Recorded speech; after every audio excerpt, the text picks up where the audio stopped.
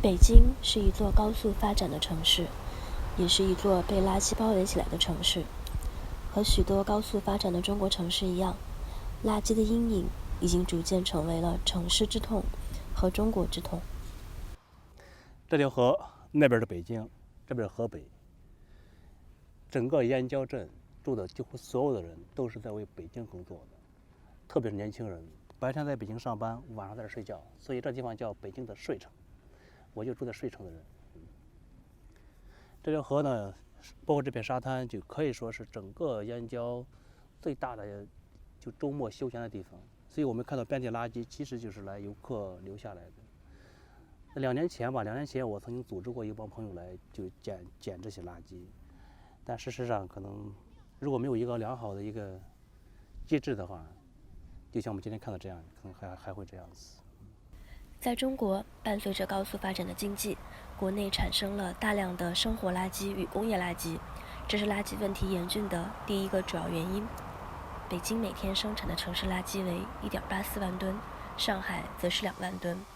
这些由大城市生产的垃圾则被运往诸如燕郊镇这样的城乡结合处进行焚烧或者回收，对环境带来了非常严重的危害。在2010年的纪录片《垃圾围城》中，王九良记录了500多座像燕郊镇这样位于北京周边的垃圾场。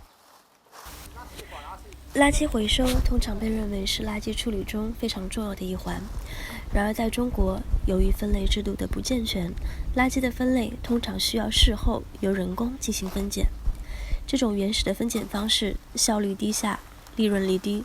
导致了大多数的垃圾都无法进行很好的分类以及有效的回收。其次，近年来愈发严格的管理政策也让许多不合规的垃圾站遭到了取缔。这是位于北京6环外的南七家废品处理中心，也是北京周边最后一个略具规模的废品站。过去，像南七家一样的废品处理中心，在巅峰时期曾经有过70-80个，但多在近年来由于缺乏管理和安保措施而遭到清除。除此之外，对北京周边底层人士的遣散行动，也让极度依赖廉价劳动力的废品回收市场遭遇到了劳工荒。而对于那些无法被回收的垃圾，焚烧和就地掩埋则是最常见的处理方式，但这也给环境带来了非常大的危害。例如，垃圾焚烧本身是一个相对环保的处理方式，但前提需要垃圾分类，不分类的垃圾燃烧会产生致癌气体2,2英。除此之外，焚烧厂的条件也很关键。由于2,2英的产生温度在360度到820度之间，需要保持焚烧炉内温度大于850度，才可以使2,2英得到完全的分解。但中国多数的垃圾焚烧厂无法满足这个温度条件。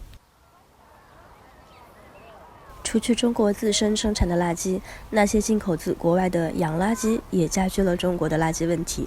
在中国处理垃圾的成本比西方国家低很多，中国也是全球最主要的垃圾进口国。2016年，中国接收了全球56%的垃圾，仅英国一国，中国就以每年270万吨的数量进口废塑料，占英国总塑料出口的2/3。由于巨大的环境代价，中国宣布将从2018年1月1日起开始停止进口洋垃圾，这引发了西方国家的巨大震动。在欧美，垃圾处理长期依赖于向中国输出的重要路径就此被切断。